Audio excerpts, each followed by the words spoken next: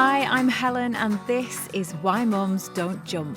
Busting taboos about leaks and lumps after childbirth. All the stuff that happens to your pelvic floor that no one ever talks about.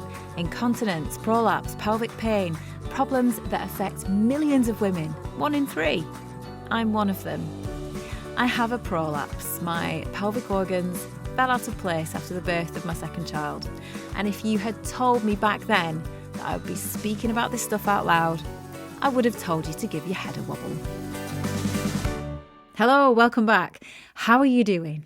Can I just say a massive thanks to everyone who's been listening, sharing and reviewing the podcast this season. It all really helps to get the word out, and I've been loving all your messages too. Thank you for those. A special mention to the listener who told me that she had decided to stop feeling ashamed and to open up to a friend about her prolapse. And then, how lovely is this? She arrived home to a bunch of flowers that evening. Sorry about your prolapse, flowers. What an absolutely top friend. Lots of love too for last week's episode, getting the most from your GP appointment with Dr. Aziza Cisse, who had to put up with me wanging on about loads of things. Vaginal examinations a lot, for one. But she did it with elegance and a smile and loads of great tips. So listen to that if you haven't already. Season 5 of Why Mums Don't Jump is brought to you by iMedicare, pelvic health naturally. The team at iMedicare are passionate about improving quality of life for patients with pelvic health problems, and they supply products that are safe and easy to use as part of your rehab journey. Products like the Ephemia Bladder Support, a reusable vaginal pessary for stress incontinence, helping you to stay active without worrying about leaks. Made from a soft and flexible silicone, Ephemia is widely available on NHS prescription as well as through the affiliate shop on the Why Mums Don't Jump website, where you'll also find a discount code. Check it out. So this week's episode feels like quite a big one to me. How one woman's story can say so much about how far there is to go when it comes to helping us get back to ourselves after childbirth. We're talking about bowel incontinence, also known as fecal incontinence, which is estimated to affect up to 1 in 10 women after childbirth. More if you include those who can't hold wind, which may sound trivial, but can obviously be pretty mortifying. Severe tears in childbirth are a common cause, 3rd and 4th degree tears, which affect the muscle around the anus. These increase the risk of developing all kinds of pelvic floor problems, but are a leading cause of bowel incontinence. And obviously we don't hear enough about it because it's really hard to talk about. So I'm really grateful to Erica Macdonald, who is determined to try to change that. Erica is lovely. She lives in Devon with her husband and 3-year-old daughter. I saw a video she'd posted on Instagram about her experience of bowel incontinence, and when I asked if she'd be on the podcast, she said she'd love to. As ever, we are not medical professionals, so don't take anything you hear as medical advice. This is Erica's story. But my pregnancy and labour was fine, like a breeze really. Everything went as it should. And she was due on the 24th of November and I went into labour on the 24th of November. And that was fine. It was quite long, but nothing that you'd expect that, wouldn't you, first baby? But at the end, she basically needed a bit of assistance. So they used ventouse, forceps and an episiotomy. And pulled her out. And that was fine. Baby was on my chest, absolutely fine.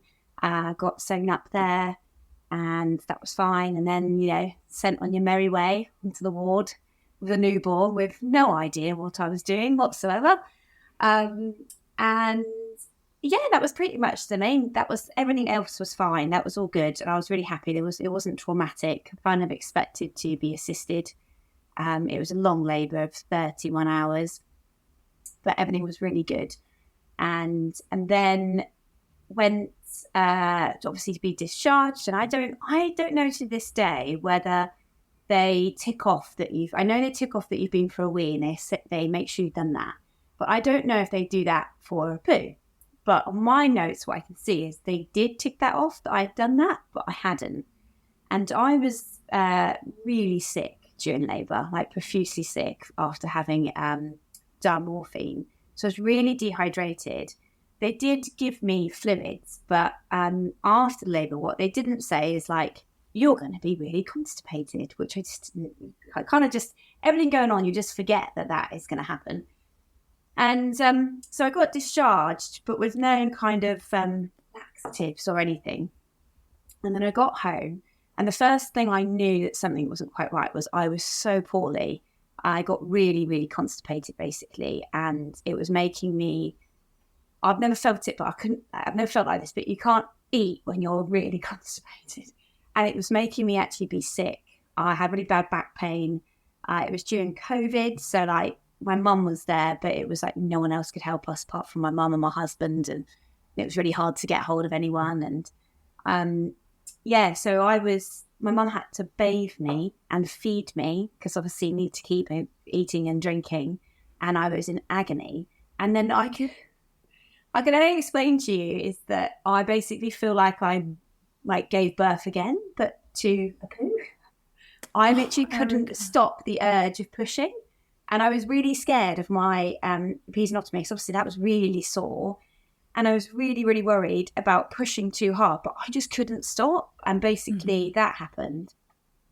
And that was really peculiar. And then after that, I remember saying to the midwife, and it's on my notes, that I can't hold in a poo. I can't hold anything in. And she said, oh, that's quite typically normal. Don't worry, let it heal, give it at least 6 months or what have you. And I did. I've given it 3 years and I have not recovered at all. That is such a long time. So, okay. So you're home with the baby. You've got all this going on. And I guess at that point, you're probably thinking, maybe this is within the realms of normal because I've never done this before. And in a few weeks, it'll all be okay. Yeah, that's what I thought. And I'd heard that from my sister-in-law and other people that had babies, that they say, a woman's body never goes back to the way it was, and it will take at least a year to really recover internally. So I was like, okay. And so I gave it best part of a year before I really kind of started thinking this isn't normal. And I kept thinking, was it my episiotomy? So after 5 days after giving birth, my stitches came undone. And I was left completely open to heal, which I didn't know was such a thing. But obviously they don't like to sew up because they could sew up infections. So I was thinking, maybe it's to do with that, and I would need longer because I had that. Or maybe it was because I was so constipated, I tore myself. So I really didn't really know what was going on. But after a year, I went to the doctors. And my doctor examined me, and he immediately said, I think you've got a tear. I think you sustained a tear. So he sent me to my local doctor's hospital and to the surgeon there, who within the first breath told me that sphincter repairs are not really fixable, and it is likely you'll be fitted with a stoma bag for the rest of your life. Such a shock. It was a real big shock because I wasn't really expecting that. I thought, I'd done my research and I thought, maybe they might repair it, or maybe it might be physio. And unfortunately, I kind of, it's a shame really, because they were so adamant that I sustained a tear. They kind of pushed me down the surgeon area and department. So I went to see another surgeon who then talked about, they did all the tests. So they put balloons up your bottom and you'd cough, and they put water up there and they see how it's happening and obviously examine you, and they scan you. And I got scanned and I have an anomaly between 12 and 1, but they can't tell me what that anomaly is. Sorry, between 12 what and does 1, that mean? Yeah, so this is what I had no idea. So between, obviously, if it has a clock, right, between 12 and 1 as a clock face, I have an anomaly between my vagina and my bottom between 12 and 1. Mm-hmm. But they can't tell me what I have sustained. It's still unclear. The scan and the imagery was unclear. So to this day, I still actually don't know what happened and what's gone on. And like I say, I was put straight down to the surgeon department, so I skipped physio. So it's taken me a long time, because then they referred me back to physio, where they offered different things like a vagina stimulator, etc. But due to the extent of my injury, that has not proven helpful. And so I'm still in this kind of realm of not really know what's going on. I haven't had any surgery. I am on the waiting list at the moment for a sacral nerve stimulator. Mm-hmm. And you do a trial for, I think it's 2 to 3 weeks, which is really difficult because you're not allowed to shower because it's an electrical pack and it's on the outside. And then they put the wires under the skin of your buttocks to your sacral nerve stimulator that helps clench. That has to work over 50% within that trial for me to have it. And I'm waiting for that said trial. And it's been 2.5 years to get to this point. There's so much I want to ask you about. One thing I will mention while we're at this point is to say that the sacral nerve stimulator, if I've got it right, that's one of the things that I spoke to a colorectal surgeon, Julie Cornish, about on a previous episode. So if anyone's kind of listening and wants to know a little bit more about the kind of treatments that might be suitable, then that is definitely something to listen to. So Erica, so am I right? We've got this situation where you gave birth. You don't know if you tore or how badly you might have torn during the birth, or whether that's something that happened in the days and weeks that followed because of the constipation, or because the stitches gave way. And still to this day, you don't really have like an understandable assessment of what the damage is. No, and I can't seem to get one. I asked the surgeon and she said, I'm not here to tell you what's happened. I'm here to fix it. And I understand that their job is to fix things, but for me, I want to find out what actually happened, and was it preventable, and for other women going through it, advice to those. And it's really difficult at the moment to really find out what's going on. And for me, emotionally, I think I will feel better if I knew what happened and what happened to me. But I can't get an answer. That is so understandable. I'm sure everyone would want the same, because until you know your own story, like how can you begin to process that? Like even the physical stuff aside, how do you know what you're dealing with? Yeah.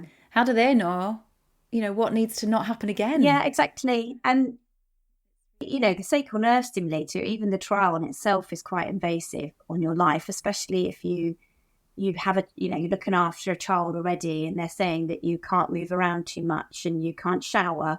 It's quite impractical, and I think I'm quite shocked that is offered to me without finding perhaps alternatives. What I found is that I actually found that I was looking for alternative methods and alternative solutions rather than them, and I was seeking people like yourself and podcasts that you do and other people that have been through similar situations to find support. Mm-hmm.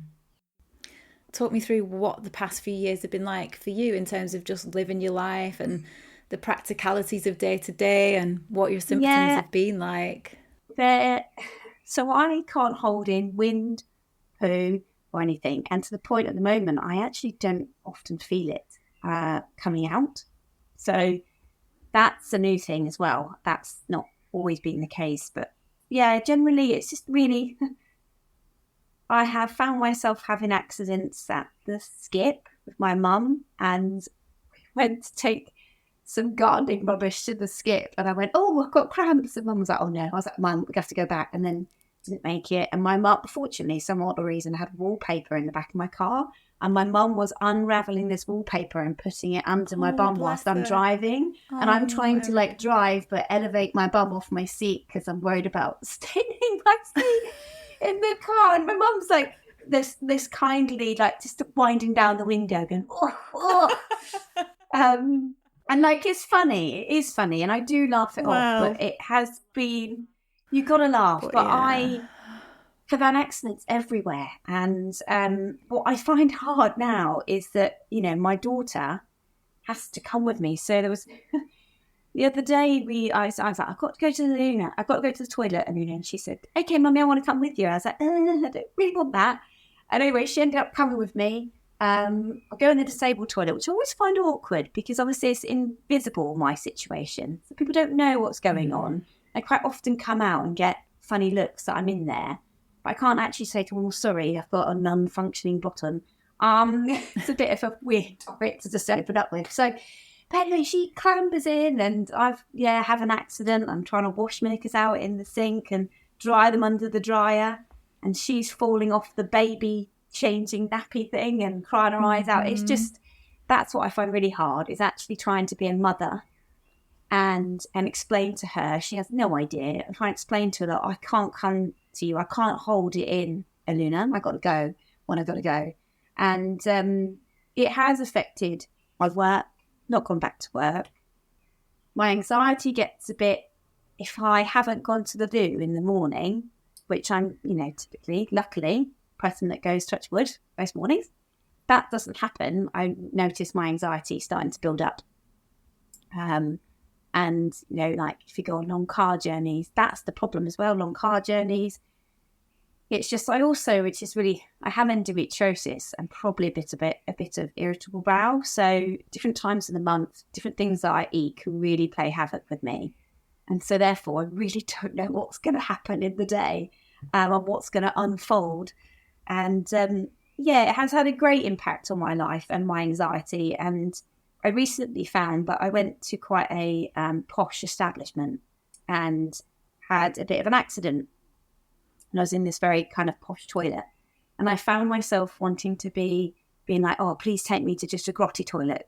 If it was in a grotty toilet, it'd be okay. And I was thinking, why am I feeling like this? Why am I feeling the need to be in something that's grotty? And I thought, so obviously I feel disgusting. I feel dirty. I feel disgusting. I want to be isolated for something that is similar. And I thought that was quite alarming because I didn't realise I felt like that. That's quite alarming. I've not heard that before, and you make it make sense. But obviously, that's not. This is terrible. Like, this is awful, Erica. I don't know what to say. This has impacted your life in every sense. Yeah. You don't need me to tell you that. I think I just compact it and put it away and not really think about it. It's only when it happens, I'm like, oh, it happened again, or oh, and then you it's like situations like the toilet situation and feeling disgusting. It just creeps up on you and reminds you that you feel like this. But typically, day to day, if I'm having a good day, I'm absolutely fine. And I know, like, obviously you don't need me to tell you that you are not disgusting and you you deserve all the good things and the poshest toilet in the world. And I mean, are you getting support? Like, are you on a regular, no. There should be therapy. There should be, this isn't working. We'll try this. Erica, what's next? Like, what's your diet like? Like, this should be happening, there hasn't right? been anything. Actually, in fact, I spoke to a couple of people that are family friends that are quite high up in different departments in the NHS. And I said, I feel like I'm being forgotten. And they said, well, we do actually rely on people to actually make their own fight with this and ring and chase. And I admittedly haven't done that because I've just been thinking, well, the NHS are really inundated at the moment ever since COVID, and there's obviously more pressing matters, and I haven't forced it. But there comes a time when I do need to do that. And they have encouraged me to actually write to pals and try and get seen by other specialists that might be able to give me an answer or be able to see me quicker and can offer support. But yeah, I mean, I'm a big advocate for the NHS. I think we have got a fantastic healthcare system in place. But there are elements of it that aren't too great, and this is one of them. And I think the support has been lacking. There's not once did they offer me any kind of, any mental support. And like I say, I'm quite a mentally strong person, so I just push it behind and I just laugh it off. Mm-hmm. But it does, like I say, creep up on you in times. And I can understand as well, like, you've got so much going on, with a young child and everything that's happening, like the energy to kind of fight those battles. It must be difficult to want to do that as well. But I know for certain, like, if you need an army of people to write letters or to advocate or ring up, like, I feel really angry. Erica, I will write that letter for you because this is not okay. You don't need me to tell you, but if you need, you let me know later. If you want me to write a letter, I will. I'm very good at writing letters. Send lots of letters. And I came across you because I saw a video that you posted on Instagram last year, and it was so moving and heartfelt, and I could see how difficult it was for you to share your experience on your Instagram page, which is not a place for pelvic health stuff particularly. It's just your personal life. What was it that made you want to do that? Well, my mother-in-law actually told me that on Women's Hour, Radio 4, they were talking about the May-6 charity and birth injury, I think, and particularly anal incontinence. And I listened to it. And that was the first time I heard of the May-6 charity. And it just made me think, I need to talk about this. And I realised, I knew I wasn't alone, but it's not until it smacks you in the face and you realise how many other women are out there that are suffering and in worse situations as well, that I realised, no, I need to talk about this and I need to put it out there. Because I talk about it to my friends and my family, but I needed to do more. And I think, I must admit, I owe a lot to the May-6 charity and yourself, because I listened to another lady that went through a similar situation, and that's what made me think, no, I need to talk about this. Sarah. Yeah, and it was just really just stuck with me that this needs to be talked about. And I have tried to talk about it ever since to anyone that will lend an ear. And especially expectant mothers, which I know some people will say, oh God, don't do that, you'll put fear in them. But actually, I just say to them, whatever you do, just make sure you can poo and that you can hold it in. Just make sure you check that, because what I didn't realise as well, which was quite tragic to hear, is that if you deal with it quicker, so if you go to the doctors sooner rather than later, there is a better outcome for you. Certainly, I think I saw that at the end of 2023, I think they changed the NICE guidelines to bring in some, it's called the OASI, the care bundle for severe tear. So if you've got a 3rd or a 4th degree tear, there's like this set of interventions that are meant to reduce the risk of it happening and to make things better. It does happen. One of the things that has been written into the NICE guidelines now is that every woman after giving birth should be offered an examination to check if there is a tear. And if they do have a tear and it's a serious tear and it's addressed there and then, they have such a better chance of going on to a full recovery. But you're right, like at least in talking about it, the hope is that someone else knows what to look out for, knows how to advocate for themselves, and knows that actually they are entitled to have a rectal exam after giving birth to check. That is the difference that speaking about it can make.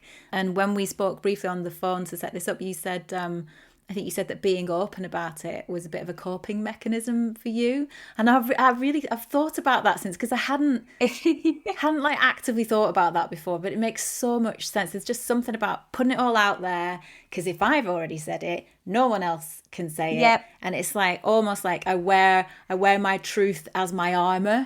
Like this is what protects me. I think it's definitely the way I cope. It's like almost wearing, when you wear a badge when you're pregnant and you wear it on the tube or something. It's like me wearing a badge being like, my bum doesn't work, and I own that. For me, it just works so much better. Like if people know, and like I said, I can't hold any wind in. So if unfortunately one slips out, I just go, oh, that was me, sorry, issues. And I just find it so. I find it so much easier just to be like, yes, I farted, okay? It's done. Really powerful, like it's the one thing you can take control of. You can own it. Yeah, I think that's probably it, isn't it? You probably say it very well there. I can't control my bum, so I might as well just control that element. And I think it's just, I find it so much easier just to be open. It's quite funny actually, because my husband, we've got an ongoing joke. He will fart in public and you'll go, oh, Erica, and I'm like, don't blame me, I can't control mine. I'm not accepting yours, I'm only claiming mine. But that's so sneaky. It is undercover sneaky. And to be fair, credit to him, because he's a great support, and I think he's never once made me feel disgusting or anything like that. I mean, it has an impact on our relationship in a way, not in terms of like, I don't think he really knows, but me, I don't feel as glamorous as one should, but he has been a great support and has laughed it off when I've always, when I needed to cry, he's laughed it off for me, which is, credit there, because that's definitely what I need. Mm-hmm. So. And I want to ask you how you're doing at the moment, but I mean, from the sound of things, sad, like nothing's really No, improving particularly, is it? No, it's not at the moment. We're in a bit of a sticky predicament at the moment because we're trying for baby number 2 and that's not gone very well. We've actually suffered 3 miscarriages. I'm so sorry. That's another topic. That's okay. But it actually impacts, obviously, this because it's prolonging my journey. I can't, although I haven't heard anything back from the NHS as to when this sacral nerve stimulator trial might be, they can't actually do that whilst I'm pregnant, I believe, or it's not something I'd like to do if I was pregnant. Yeah. So it's kind of really like I haven't pushed it yet because I've been trying for a baby, but now the baby malarkey's not working. It's kind of I'm trying to put my focus on getting myself fixed. So yeah, that's where I'm at the moment. It's been quite delayed one way or another. And because to me, there's no point fixing my bottom if I'm going to have a baby that potentially might break it again. So that's where we are at the moment. But yeah. Well, I mean, obviously, I just hope that you can find a way to improve your situation. I mean, I know for a fact that I feel like you might be bombarded with advice after this goes out, which never not always a good thing. But just thank you for talking about it because it's still such a difficult topic, and I think obviously like fecal incontinence more so than urinary incontinence even. Yeah. And it does matter to feel like you're not alone. Yeah, and I think it happens more often than not. And I think you think that's a normal thing after childbirth. Mm-hmm. And I kind of just want to make sure women realise that that's not normal and that's not okay. And there are different methods. Like, although they just told me that there's a sacral nerve stimulator or a stoma bag, there are other alternatives out there. And I think, I think now too much time for me has passed, but had I known about those things beforehand, this journey could have been maybe a lot shorter or a lot easier. And so that's why it's so important to talk about it, isn't it? Yeah. We all find different things, we all find out different solutions, and if we all talk about it, then we'll have this encyclopedia of things to help us. She's not wrong. And I also think there's something really interesting in taking control of our own stories. There is definitely a sort of power in that. Obviously, I'm really grateful to Erica for speaking to me about this, for taking the time, for being so open. And I can tell you that since we spoke a few weeks ago, she has chased up her appointment. She had been missed off a list, but she's now on the list for a date for the trial. So fingers crossed things are looking up.